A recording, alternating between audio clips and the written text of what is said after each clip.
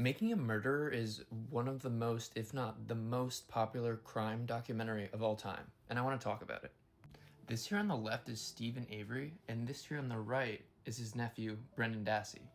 Steven Avery was exonerated in 2003 after serving 18 years out of a 32-year prison sentence for a wrongful conviction of SA. As soon as Avery was exonerated, he filed a $36 million lawsuit against Manawak County in Wisconsin. On October 31st, 2005, Steven Avery invited over a photographer named Teresa Hallback to take photos of his vehicle. The only problem is Teresa Hallback was never found alive again.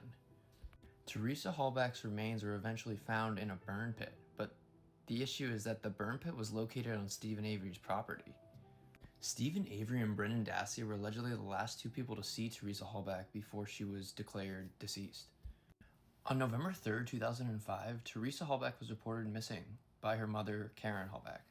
Police eventually found out that Teresa Hallback's last stop for her photography job was at the Avery residence.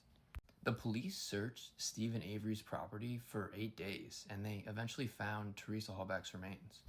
Let's keep in mind, this is happening only 2 years after Avery was released from prison after serving 18 years for a wrongful conviction of SA, as well as a $36 million lawsuit being in place at the time. And those two facts are the main reason that so many people think that evidence was planted on Steven Avery's property, because the county simply just didn't like him. Steven Avery and his nephew, Brendan Dassey, the last two people to see Teresa Hallback, were eventually charged with her murder. They both ended up getting life sentences. Steven Avery was sentenced to life in prison without the possibility of parole, and Brendan Dassey was sentenced to life in prison with the possibility of parole in 2048. Do you guys think that any evidence could have been planted due to the fact that Steven Avery was suing the county for $36 million, as well as him embarrassing them for them wrongfully convicting him and making him serve 18 years in prison for a crime he didn't commit? I think there's a chance.